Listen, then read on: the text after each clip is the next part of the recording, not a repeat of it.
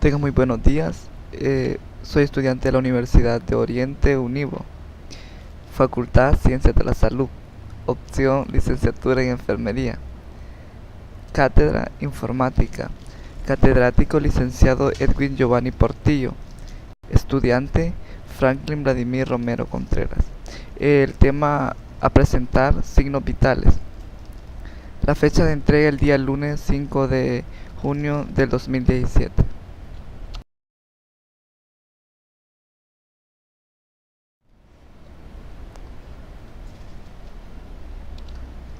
La reflexión: nací para ser enfermero, para ayudar, cuidar, apoyar, salvar, educar e inspirar. Eso es lo que soy, mi vocación, mi profesión, mi vida y mi mundo. Desde el momento que se elige estudiar enfermería, es por vocación al amor y ayuda de cuidado que se va a brindar a las personas, porque la única manera de hacer una gran labor es amando lo que se hace.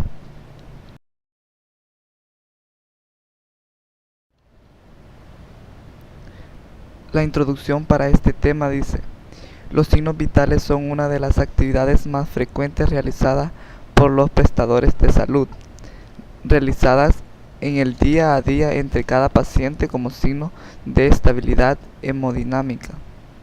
Los signos vitales: temperatura, respiración, pulso y tensión arterial, son parámetros a través de los cuales es posible evaluar la salud de un individuo, pues sus valores se mantienen constantes dentro de ciertos límites. El estado de normalidad. Con esto se ayuda a colaborar con el diagnóstico y tratamiento del paciente. También identificar las variaciones y frecuencias y valorar el estado de salud de las personas, identificando lo normal y lo no anormal.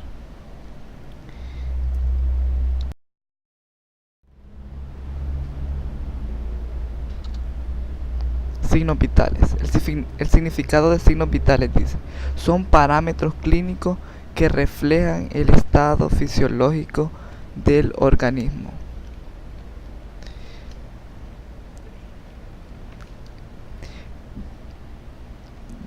Humano.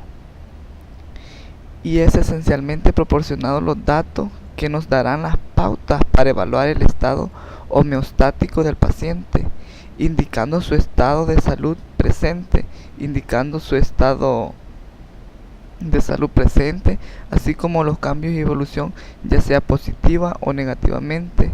Es evaluar cómo el paciente se encuentra y valorar el funcionamiento del organismo y detectar las alteraciones que son frecuentes. Para ello es necesario controlar los signos vitales.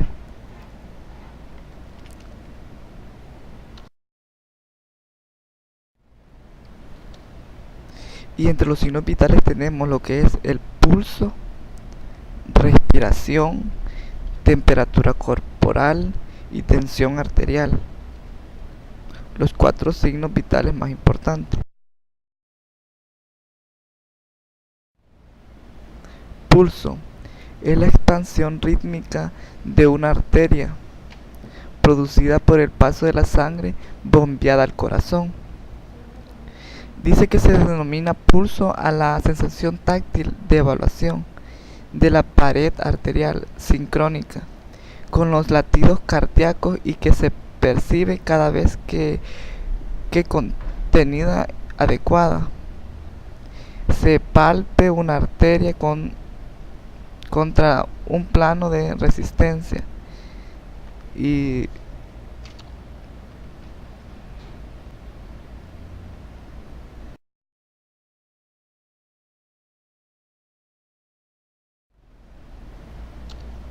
los valores normales del pulso son: en un feto de 120 a 160 pulsaciones por minuto, recién nacido 130 a 140 pulsaciones por minuto, en niños de 80 a 100 pulsaciones por minuto, en los adultos de 70 a 90 pulsaciones por minuto y los ancianos de 60 o menos pulsaciones por minuto.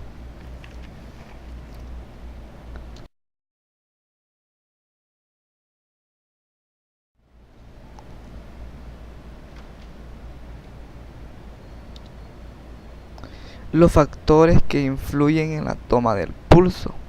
La edad. La edad. El pulso sufre variaciones desde el momento del nacimiento hasta la madurez, ya que el pulso varía de un niño a un adulto. El sexo. Después de la pubertad el pulso es más lento en el hombre que en la mujer. El ejercicio físico. La velocidad del pulso aumenta con la actividad física. Y fiebre. Dice que aumenta el pulso por la vasodilatación periférica secundaria al acceso de la temperatura. Cuando un paciente tiene fiebre, dice que aumenta el pulso, ya que tiene vasodilatación, tiene sudoración excesiva.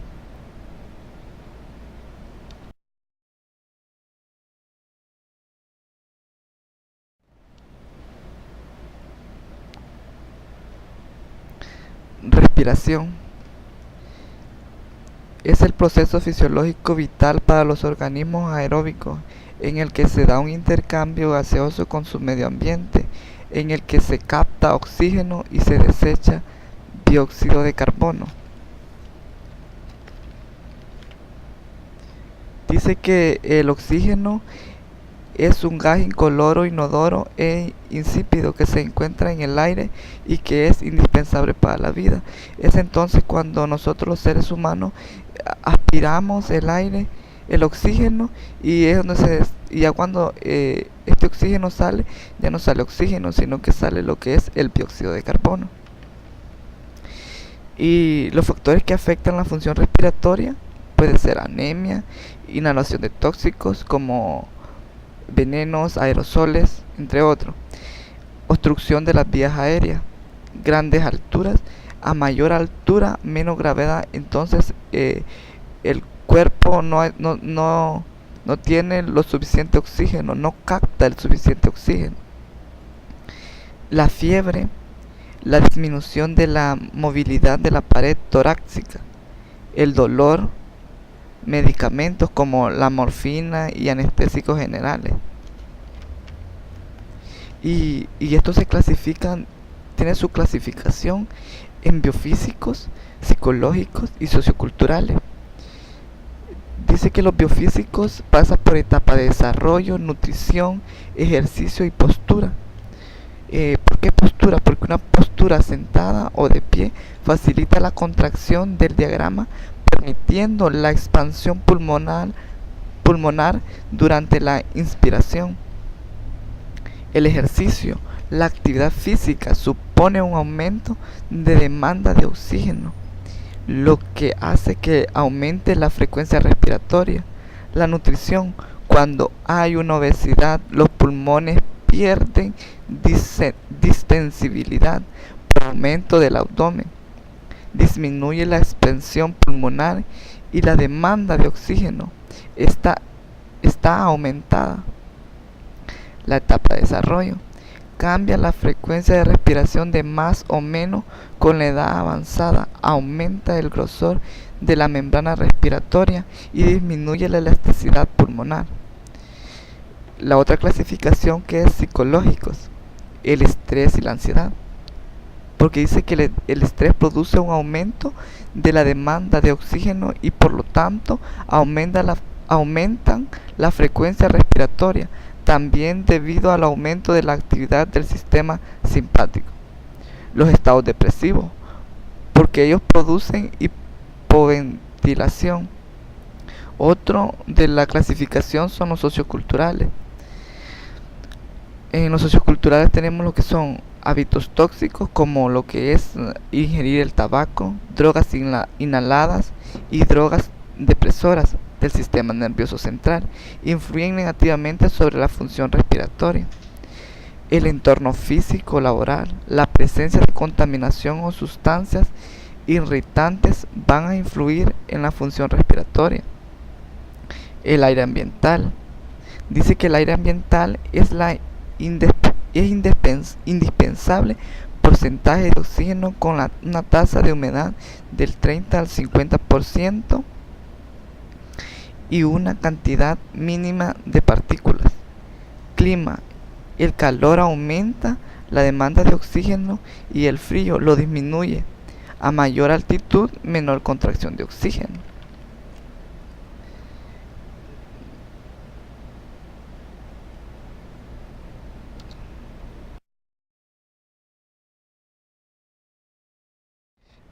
Los valores normales de la respiración tenemos en etapas. Están los recién nacidos, sus respiraciones por minuto deben de ser de 40 a 60. En niños debe ser de 24 a 30 pulsaciones por minuto. Preadolescentes de 20 a 30 por minuto. Y adolescentes de 18 a 16 por minuto. Y los adultos 16 a 20 por minuto. Las alteraciones respiratorias: respiración superficial y rápida, frecuencia de respiración rápida y superficial. 20 respiraciones por minuto en adultos y 30 en niños, 50 en lactantes. La respiración puede ocurrir con o sin cambio en la profundidad de la respiración. Y esto se divide en lo que es bradipnea, que es la lentitud anormal de la respiración. Es cuando el adulto tiene 10 respiraciones por minuto, los escolares 20 por minuto y los lactantes 30 por minuto.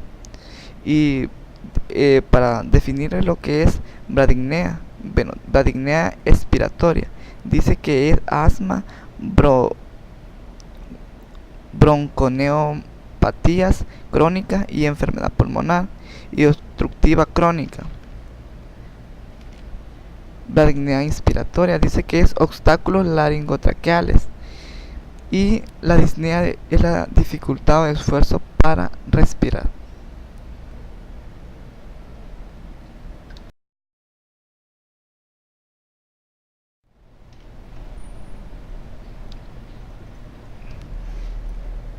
Temperatura corporal es el grado de calor o frío mantenido en el cuerpo por un equilibrio entre termogénesis y termólisis.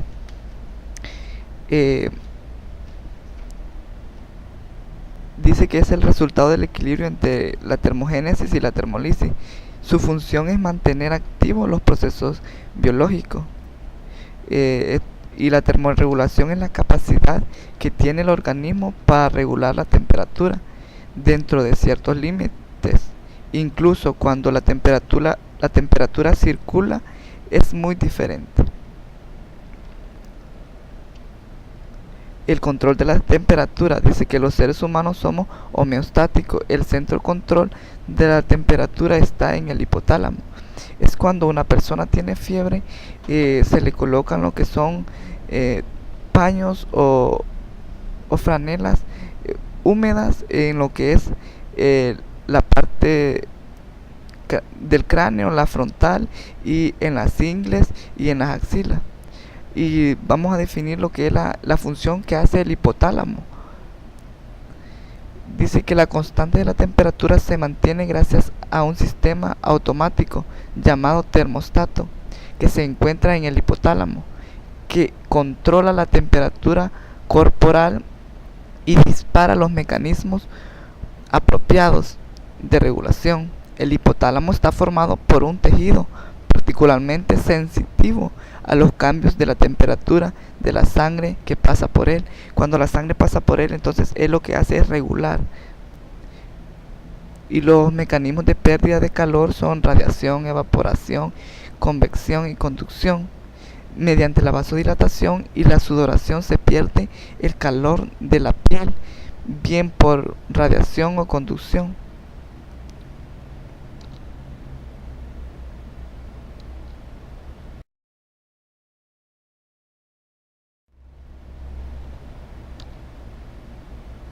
Factores que influyen en la temperatura corporal.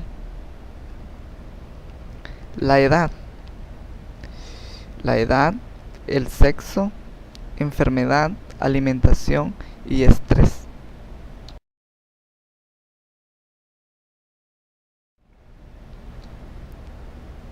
Condiciones ambientales, medicamentos, drogas y alcohol, hormonas y ejercicio físico.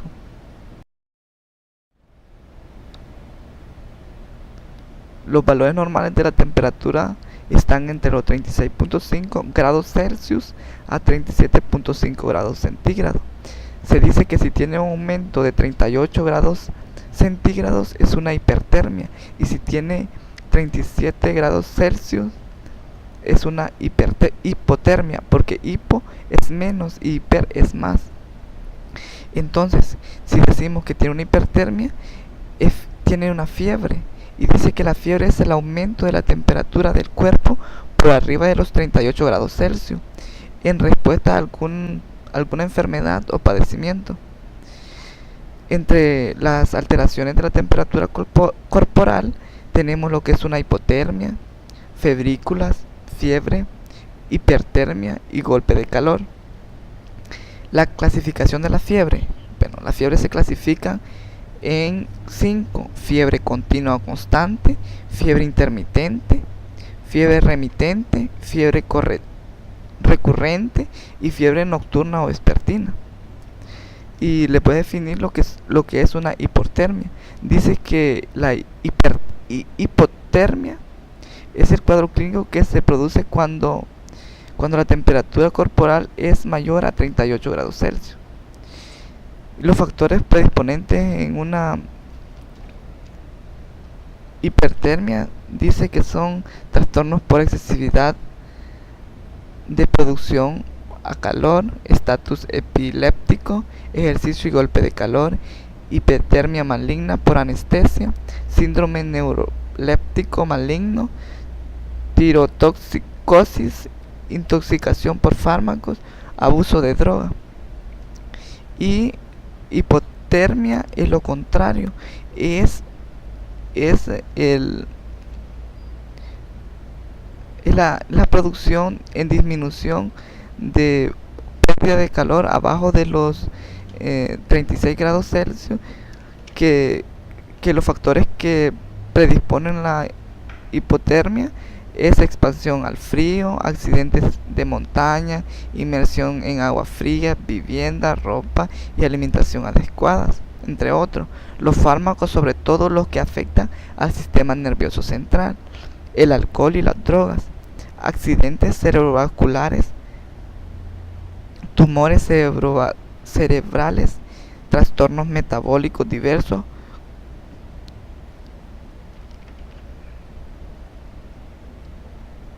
y para medir lo que es la temperatura corporal se necesita un termómetro, que el termómetro está conformado por 3 partes, lo cual es el bulbo, el cuerpo y el extremo. Dice que el cuerpo está íntegramente de vidrio, que tiene una escala numérica y tiene una capilar que es el mercurio, y el bulbo en la punta donde va el mercurio. Los tipos de termómetro: está el termómetro bucal y el termómetro rectal. ¿Cómo diferenciar el termómetro bucal? El termómetro bucal es más grande lo que es el bulbo, y el termómetro rectal es pequeño y redondito. Los sitios de medición de la temperatura corporal: temperatura rectal, que obviamente es en el ano, y la temperatura axilar y la temperatura bucal.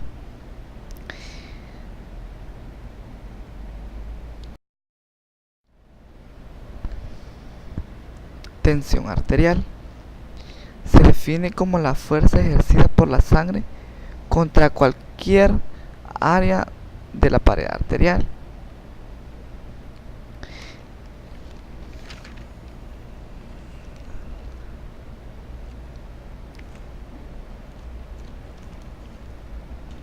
Dice que se expresa a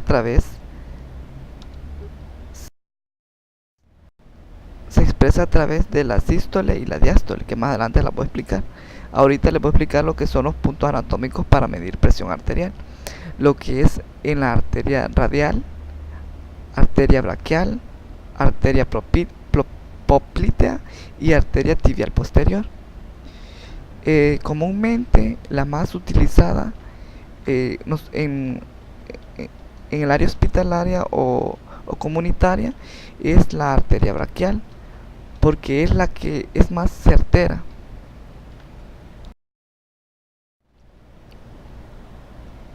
Hoy les voy a explicar cómo se expresa a través de las diferentes técnicas de medición, como la sístole o fase de contracción, diástole, la diástole o fase de relajación. Cuando nos colocamos el estetoscopio, el primer latido se le denomina sístole, y al segundo latido, que son dobles, se le denomina diástole.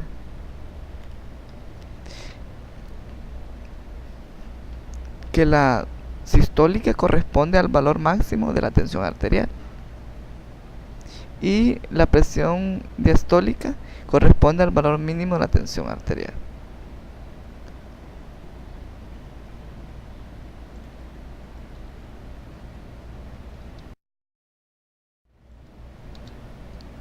Valores normales de la tensión arterial: de 90 a 60 milímetros de mercurio y de 120 a 80 milímetros de mercurio. Ese es el rango normal, que MM, H mayúscula y G significa milímetros de mercurio.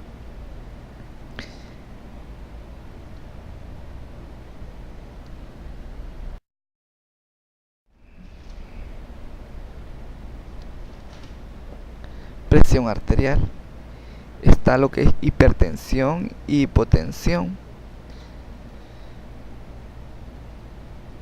Dice que la hipertensión arterial es una patología crónica que consiste en el aumento de la presión arterial. Y la hipotensión, la presión arterial baja, sucede cuando la presión arterial es mucho más baja de lo normal. Esto significa que el corazón, el cerebro y otras partes del cuerpo no reciben suficiente sangre. Siempre, si tenemos lo que es una hipertensión y una hipotensión, siempre tenemos un problema en el paciente que se debe actuar a ello. Como dice que una hipertensión es cuando el paciente le tomemos lo que es su tensión arterial y salga arriba de los 120/80. Tenemos que informarle rápido al médico. Y una hipotensión es cuando el paciente anda sus niveles de 90 a 60 hacia abajo milímetros de mercurio. Entonces también se le avisa de inmediato al médico. Los cuidados de enfermería en hipertensión arterial: tomar signos vitales cada 15 minutos, lo que es temperatura, pulso, respiración y tensión arterial. Mantener el reposo absoluto y con un respaldo de 45. Llevar balance hídrico y diuresis. Proporcionar dieta hiposódica, baja en sal. Restricciones de visita y, de ser posible, mantenido aislado. El paciente no puede recibir lo que son informaciones no adecuadas, porque esto hace que afecte su salud. Y los cuidados higiénicos en cama: para que el paciente no se agite, se le tiene que hacer baño en cama, aseo en cama, todo en cama. Administración de medicamentos prescritos: nunca le vamos a administrar un medicamento que no sea prescrito por el médico, ya que este puede alterar su sistema y puede ocasionarle un paro cardíaco o otra enfermedad. Orientar a familiares sobre las patologías y tratamientos, para que si les dejan, digamos, en el abril como está indicado, tenemos que orientar al familiar que tiene que dárselo por su patología que él tiene a la hora adecuada y el día que le corresponde.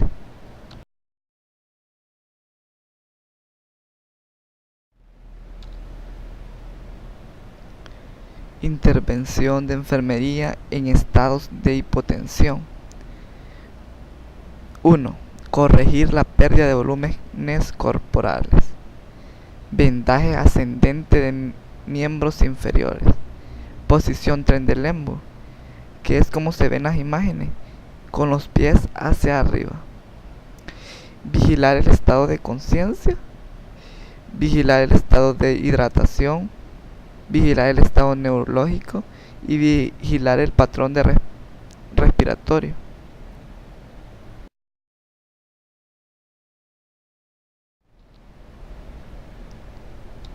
En conclusión, los signos vitales sirven para valorar las funciones corporales más básicas y así evaluar el nivel de funcionamiento físico de una persona. Las anomalías de los signos vitales tienen una gran importancia para el diagnóstico de ciertas enfermedades.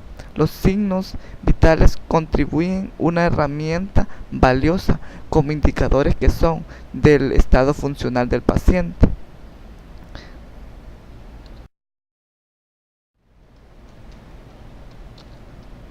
Recomendaciones: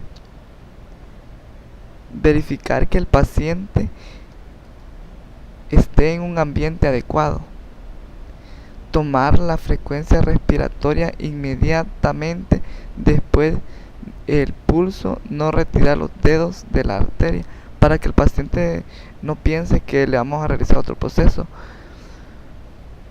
contar las respiraciones del usuario sin que se dé cuenta.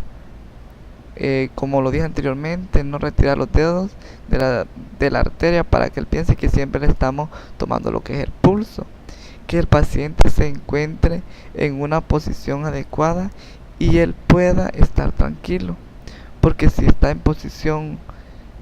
él es asmático y está en una posición de cúbito lateral o si no tiene respaldo, entonces este paciente tiene problemas.